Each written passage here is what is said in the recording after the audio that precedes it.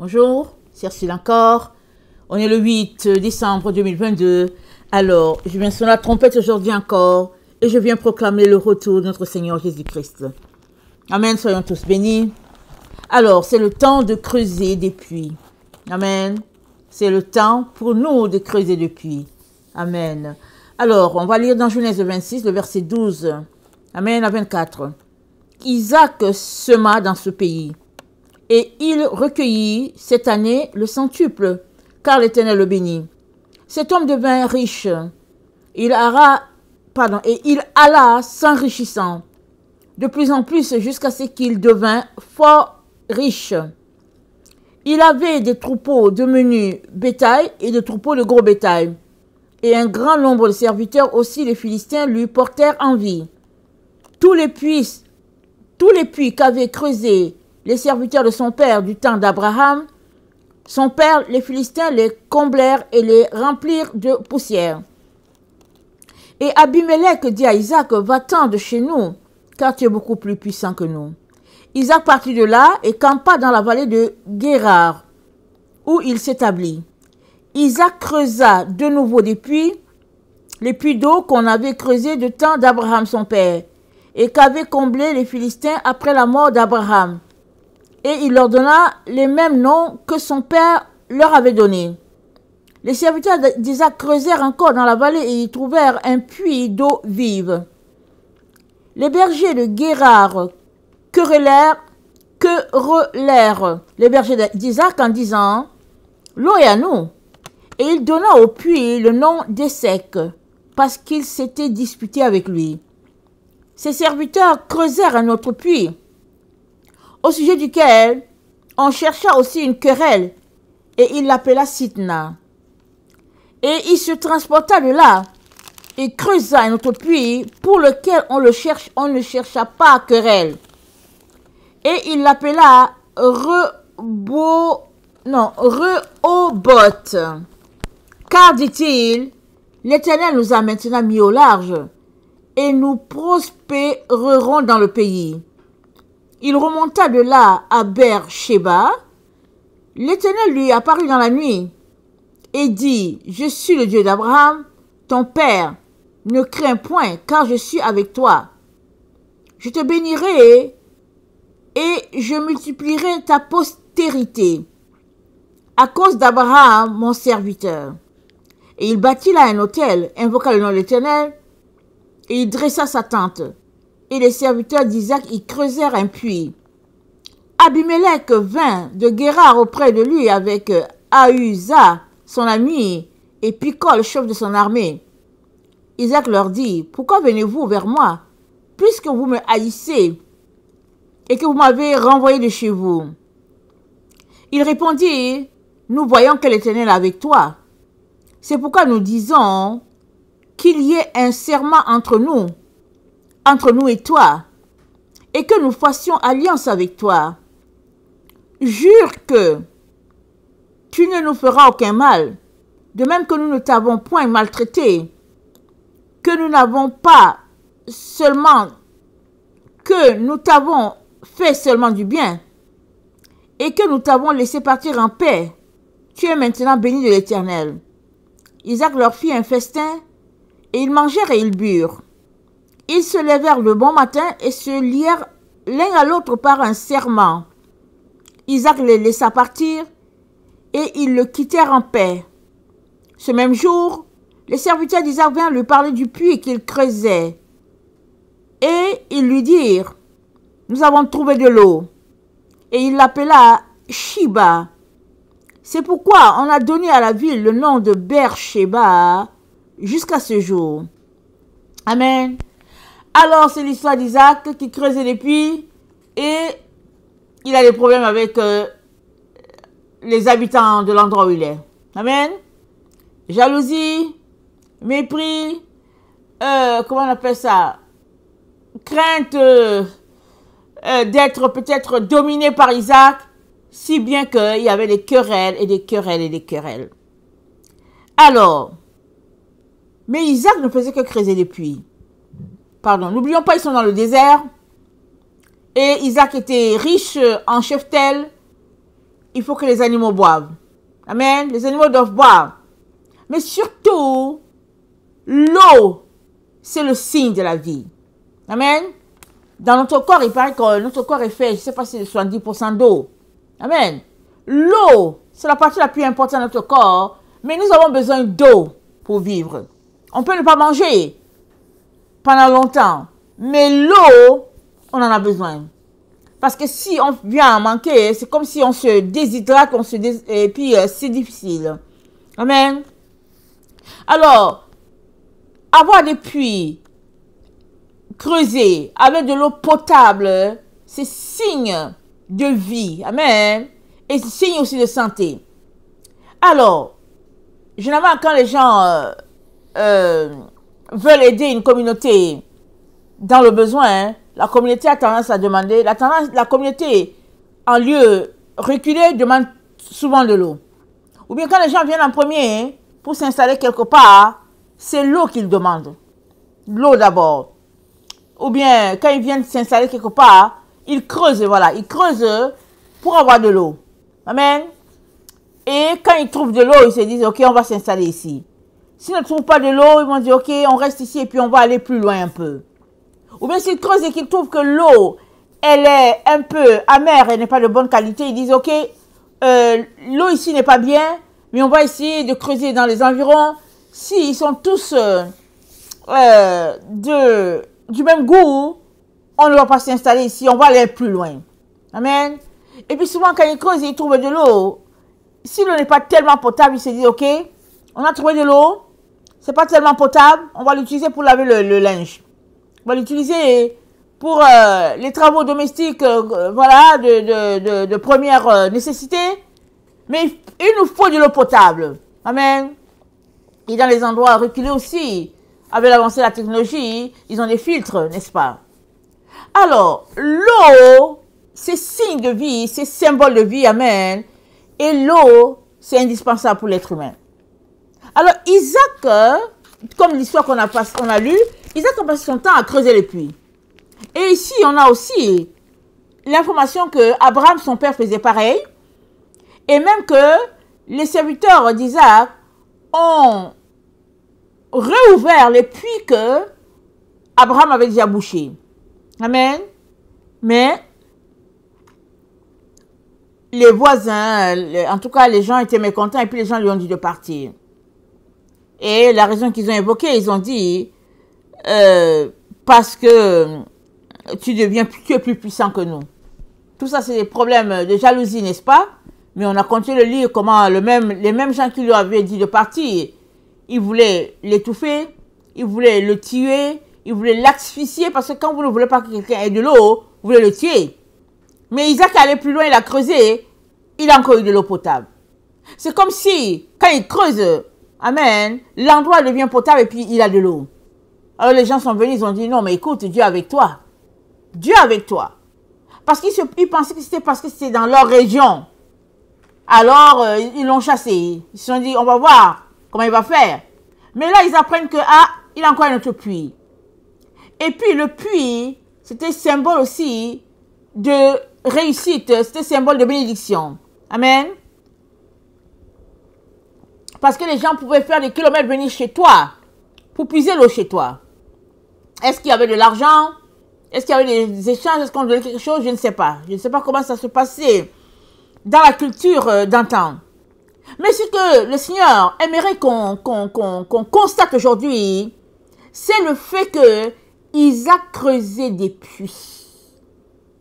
Il n'était pas amorphe. Il creusait des puits et quand il creusait, amen, il trouvait de l'eau. Alors, es-tu en train de creuser des puits pour le Seigneur? Parce que si tu ne creuses pas de puits, ce sera difficile pour toi de boire. Seul celui qui creuse peut boire. Parce que Dieu a pourvu pour tout humain de creuser. Amen. Parce que creuser, c'est chercher. Amen. C'est chercher. Dans Luc 11,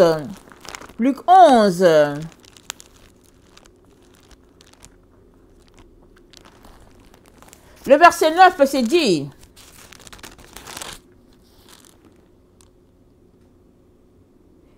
moi, je vous dis, demandez-vous et l'on vous donnera. Cherchez et vous trouverez. Frappez et l'on vous ouvrira. Car quiconque demande reçoit. Celui qui cherche trouve. Et l'on ouvre à celui qui frappe. Quel est parmi vous le père qui donnera une pierre à son fils s'il lui demande du pain? Ou s'il demande un poisson, lui donnera-t-il un serpent au lieu d'un poisson? Ou s'il demande un œuf, lui donnera-t-il un scorpion?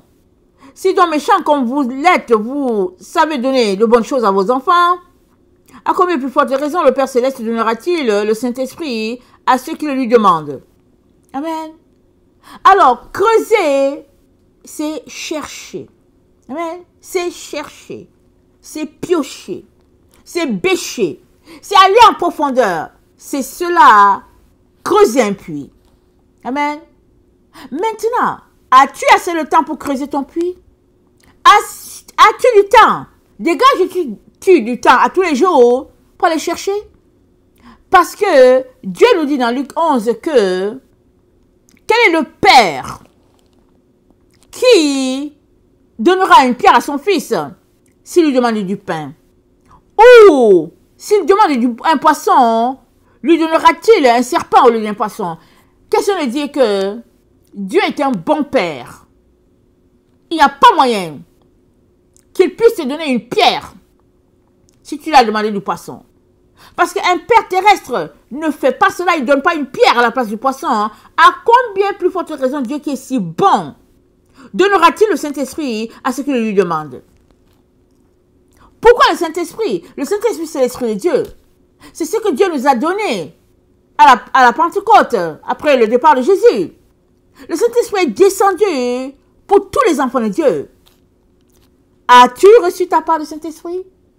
Si tu ne l'as pas, mais est-ce que tu as creusé? Est-ce que tu es allé en profondeur pour chercher de l'eau? Parce que tous ceux-là qui cherchent de l'eau, Dieu leur donne le Saint-Esprit, il leur donne de l'eau. Il n'y a pas moyen que tu sois en train de creuser et que Dieu ne te donne pas de l'eau. Parce que c'est lui qui a dit, il a dit quel est le Père qui donnera une pierre à son fils s'il lui demande du pain. Ou lui donnerait-il un scorpion s'il lui demandait du poisson? Ça veut dire que Dieu a pourvu pour bénir quiconque vient pour creuser, pour aller en profondeur, pour bêcher. Dieu a pourvu de donner le Saint-Esprit à une telle personne. Qu'est-ce que cela veut dire? Cela veut dire qu'il est temps que tu te remettes en question. Parce que si tu n'as pas le Saint-Esprit, ce n'est pas la faute de Dieu. Combien de fois as-tu creusé depuis? C'est dit que Isaac a creusé. Les gens sont venus chercher Palam. Il a laissé. Il est parti encore creuser. Les gens sont venus l'attaquer. Il a laissé. Il a creusé le puits de son père, Abraham. Les gens sont comme... Il a laissé. Lui, ce qui l'intéresse, c'est de creuser. Il veut avoir de l'eau et puis son eau. Amen. Mais il y a beaucoup d'enfants de Dieu. Ils veulent juste l'eau à côté. Eux-mêmes, souvent, ils ne se sentent pas dignes de creuser. Souvent, ils n'ont pas le temps. Souvent, ils ne veulent pas. Ils sont pris ailleurs. Ils sont occupés à autre chose. Alors que, si tu prends le temps pour creuser un puits, juste un pour commencer, Dieu va te bénir. Pour que tu creuses un deuxième, pour que tu creuses un troisième, pour que tu creuses autant de puits que tu es capable de creuser. Parce que Dieu ne veut que cela pour bénir tous ceux-là qui sont autour de toi. Qu'est-ce qu'a dit la femme samaritaine? Jean 4.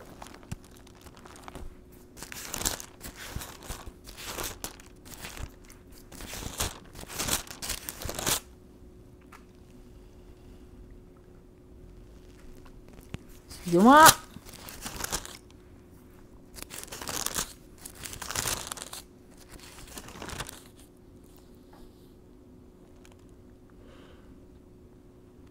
Il a dit à la femme samaritaine,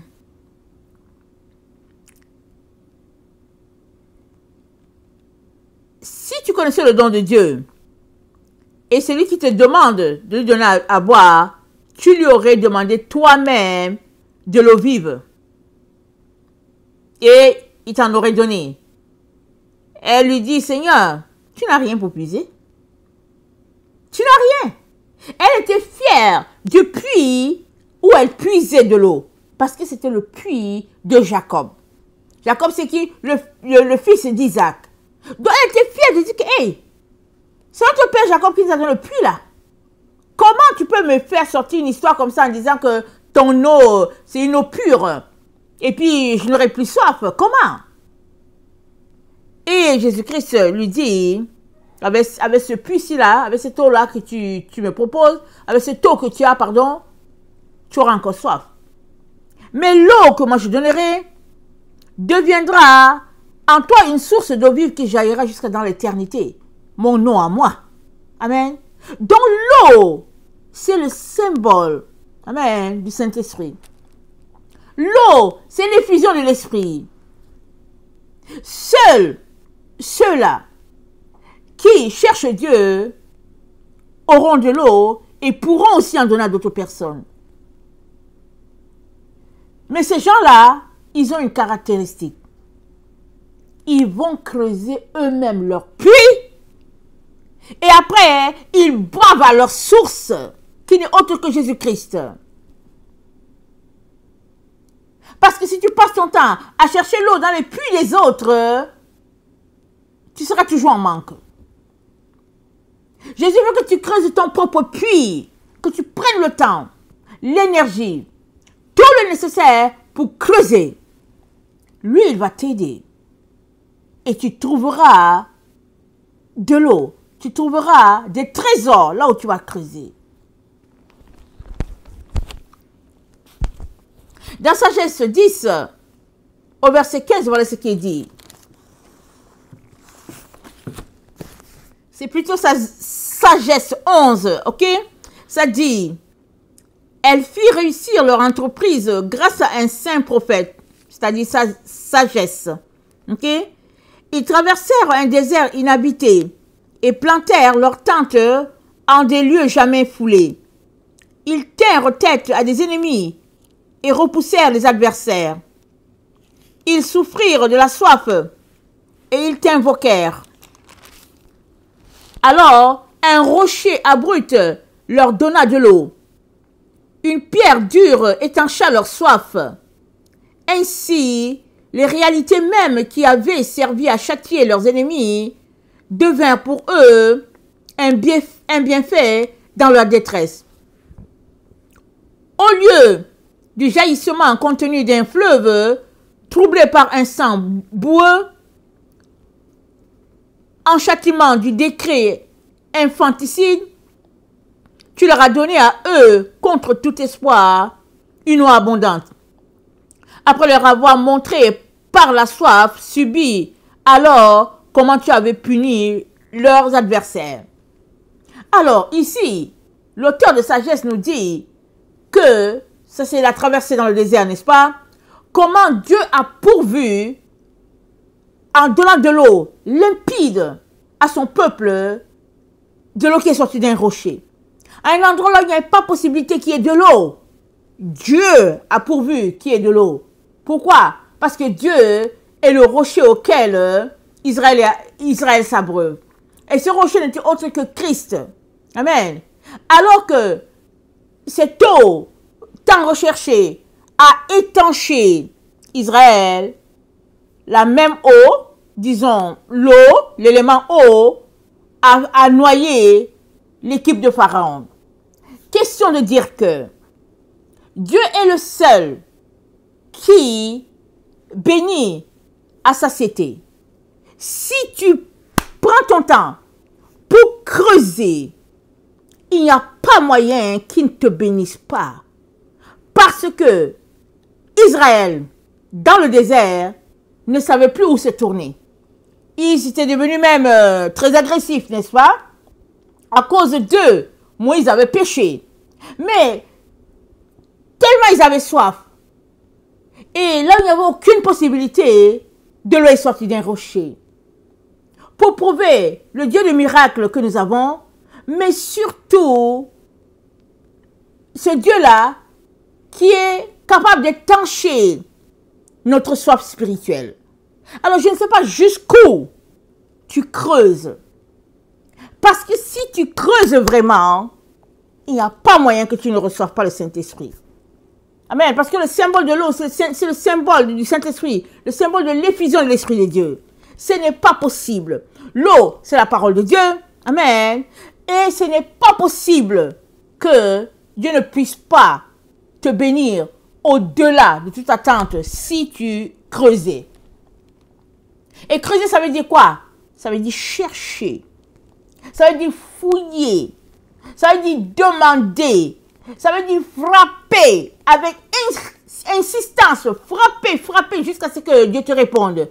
Lis Luc 11, ok? Le verset 1 au verset 10. Lis ce que tu es en train de dire.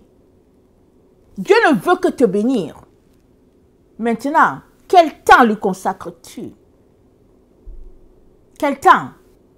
Quelle organisation as-tu pour pouvoir prendre du temps avec lui? Ou bien es-tu tant préoccupé par le monde, par ta carrière, par, je sais pas, ta vie familiale, que tu n'as pas le temps pour le Seigneur? Que fais-tu? Que fais-tu? Dieu te dit, Isaac a creusé dans un temps aride. D'abord, c'était le désert, mais Dieu l'a béni. En plus de cela, autour de lui, les gens étaient jaloux. Amen. Et lui, c'était un agent de paix. Il a laissé, il est parti. Il a le creusé encore. Ses ennemis ont vu que ce n'est pas une affaire d'endroit. C'est affaire que Isaac creusé et Dieu le bénissait. Dieu lui donnait de l'eau. Amen. À force de creuser, tu te retrouveras sur la montagne. Amen. Sur la montagne de l'Éternel. La Bible nous dit que Sion, c'est la montagne finale de l'Éternel, n'est-ce pas? Alors, dans Ézéchiel 43, au verset 12, c'est dit, « Telle est la loi de la maison sur le sommet de la montagne. Tout l'espace qu'elle doit occuper est très saint. » Voilà donc la loi de la maison. Et dans Ézéchiel 47, c'est encore dit, amen, c'est encore dit, il me ramena vers la porte de la maison, et voici, de l'eau sortait sous le seuil de la maison, à l'orient, car la face de la maison était à l'orient. L'eau descendait sous le côté droit de la maison, au midi de l'autel. Il me conduisit par le chemin de la porte septentrionale, et me fit faire le tour par dehors jusqu'à l'extérieur de la porte orientale. Et voici, l'eau coulait du côté droit. Lorsque l'homme s'avança vers l'orient, il avait dans la main un cordeau, et il mesura 1000 coudées. Il me fit traverser l'eau, et j'avais de l'eau jusqu'aux chevilles. Il mesura encore 1000 coudées, et me fit traverser l'eau, et j'avais de l'eau jusqu'aux genoux. Il mesura encore 1000 coudées, et me fit traverser, et j'avais de l'eau jusqu'aux reins. Il mesura encore 1000 coudées, jusqu'à un torrent que je ne pouvais traverser, car l'eau était si profonde qu'il fallait y nager. C'était un torrent qu'on ne pouvait traverser. Il me dit, « As-tu vu, fils de l'homme ?» Et il me ramena au bord du torrent. Quand il m'eut ramené, voici, il y avait sur le bord du torrent beaucoup d'arbres de chaque côté. Amen. Je vais m'arrêter là. On peut continuer de lire. Je t'encourage à lire Ézéchiel 47. À force de creuser, l'eau va jaillir. Et plus l'eau jaillit, amen, il y a un phénomène qui se passe de surnaturel. Plus l'eau jaillit, plus tu vas te retrouver au sommet de la montagne. Et au sommet de la montagne, c'est là où l'Éternel demeure. Et pourquoi est-ce que l'eau jaillit du sommet de la montagne? L'eau jaillit du sommet de la montagne parce que c'est l'endroit où Dieu demeure. Amen. Et l'eau, c'est la parole de Dieu. C'est la parole limpide. Et ça coule. On est dans le temps où ça coule, ça coule, ça coule. Dieu a pourvu pour que l'eau puisse couler dans notre temps. Amen. Dans notre génération. Dans notre époque. Amen. Et il serait malheureusement triste que tu laisses passer, amen, ce temps du Seigneur et que tu veuilles t'accrocher juste à toutes ces choses-là que tu connais, de par, par exemple, ta mémoire, ou bien de par les enseignements par-ci, par-là. Il est important que toi-même, tu ailles creuser. Si tu ne creuses pas, tu ne sauras pas où est la bonne eau, où est la fausse. Mais si tu creuses et que quelqu'un te parle de l'eau limpide, tu vas dire, oh oui, oui, oui, je suis allé creuser, j'ai aussi goûté à cette eau-là. Mais si tu ne creuses pas et que tu attends juste que quelqu'un te dise c'est voici l'eau limpide, tu peux tomber sur de l'eau souillée, de l'eau sale, de l'eau polluée. Voilà pourquoi il y a plusieurs de nos frères et sœurs qui sont dans les églises satanistes, qui sont embarqués avec des pasteurs, des évangélistes charlatans qui eux-mêmes n'ont pas creusé, ils sont allés chez le marabout et finalement ils ont emporté le peuple de Dieu. Mais on est dans le temps où l'eau pure est en train de couler. Et ça coule du trône de notre Dieu. Parce qu'on est dans le temps de la fin. Dieu a prévu ça comme ça. Apocalypse 22, il l'a prévu comme ça. Amen. Je viens donc nous encourager tous à aller creuser. Et pour revenir à notre exemple, Isaac ne faisait que creuser. Il avait des ennemis, il ne faisait que creuser. Et il ne s'est pas arrêté là. Dans la Genèse, l'histoire a fini par s'arrêter. Mais l'histoire d'Isaac ne s'est pas arrêtée là. Il a continué de creuser. Parce que creuser, c'est signe de vie. C'est signe de recherche. Et pendant que tu creuses pourquoi? Tu creuses pour chercher de l'eau limpide. Tu creuses pour trouver Dieu. C'est ça le symbole de l'eau. Amen. Alors je vais terminer en nous encourageant, en lisant un texte dans Siracide, n'est-ce pas? Parce que ceux qui ne creusent pas, ils ont plusieurs raisons pourquoi ils ne creusent pas. Souvent, ils ont la paresse et puis ils ne creusent pas. Souvent, ils veulent juste zapper sur leur cellulaire. Ils sont assis, ils veulent zapper sur le cellulaire, sur Internet. Ils ne creusent pas. Tout ça, ça te fait croire que tu travailles, mais c'est la paresse, pareil. Alors, l'autre ne peut pas creuser, peut-être parce qu'il est malade. Ça, c'est autre chose. Il va invoquer le Seigneur pour dire, Seigneur, viens à mon secours, aide-moi. Là, le Seigneur peut l'aider, en ce sens qu'il va permettre qu'il prenne de l'eau à côté. Amen. Et puis, les gens, ils ont des raisons. L'autre va te dire que non, je ne creuse pas parce que j'ai déjà trouvé. Mais ça, c'est son erreur. Parce que, tant qu'on n'est pas rentré à la maison, on creuse tout le temps. Tout le temps. Tu peux creuser, tu t'arrêtes, tu te dis, ok, ça fait 2-3 ans que je ne suis plus là. En tout cas, c'est bon, merci Seigneur. Maintenant, je vais creuser un nouveau. Après quelque temps, tu dis, je vais creuser un nouveau. Parce que ça fait partie. Amen. De notre marche quotidienne avec le Seigneur. Creuser le puits, c'est chercher, c'est bêcher, c'est fouiller, c'est demander, c'est frapper, c'est aller trouver où se cache le Dieu d'Israël. C'est ça creuser. Amen. C'est ça creuser un puits. Amen. Si tu ne veux pas creuser, alors tu es tout simplement en train de dire que tu aimes la vie amorphe. Et tu n'es pas en train de t'identifier avec les enfants de Dieu. Un enfant de Dieu, il creuse tout le temps. Amen, très très important. Je terminerai donc à lire ce texte-là. Dans Siracide 11, le verset 10, ça dit, « Mon fils, que tes occupations ne soient pas trop nombreuses. Si tu les multiplies, tu ne resteras pas indemne. Même si tu cours, tu n'arriveras pas. Et si tu ne t'échapperas pas, tu ne t'échapperas pas par la fuite. Telle peine se fatigue et se hâte, et n'en est que plus dépourvu. Tel est faible et dépourvu de soutien, manquant de force et riche de dénuement. Mais les yeux du Seigneur l'ont regardé avec bienfaisance, avec bienveillance. Il l'a redressé de son humiliation. Il lui a relevé la tête. Et beaucoup s'en sont étonnés. Les biens et les maux, la vie et la mort, la pauvreté, la richesse viennent du Seigneur. Les dons du Seigneur sont assurés aux hommes pieux. Sa bienveillance les guidera toujours. Tel est riche à force d'attention et d'économie, mais voici quel sera son salaire.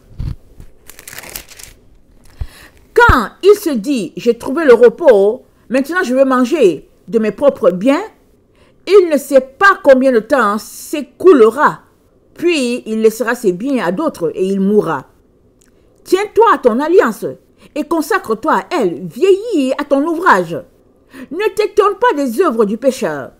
Fais confiance au Seigneur et persévère dans ta besogne, car il est facile aux yeux du Seigneur d'enrichir soudain le pauvre d'un seul coup. La bénédiction du Seigneur est la récompense de l'homme pieux. En un instant, il fait fleurir sa bénédiction. Ne dis pas de quoi ai-je besoin. Quel bien me manque encore. Ne dis pas j'ai tout ce qu'il me faut. Quel malheur pourrait désormais m'atteindre. Au jour du bonheur, on oublie les maux. Au jour du malheur, on oublie le bonheur. Car il est aisé au Seigneur, au jour de la mort, de rendre à l'homme selon ses voies. Une mauvaise heure apporte l'oubli du bien-être, et la fin d'un homme dévoile ses œuvres. Avant la mort, ne proclame personne heureux. C'est à la mort qu'on reconnaît un homme. Amen. Alors, le conseil le plus fort, c'est tiens-toi à ton alliance et consacre-toi à elle. Vieillis à ton ouvrage. Amen. Ne t'étonne pas des œuvres du pécheur. Fais confiance au Seigneur et persévère dans ta besogne.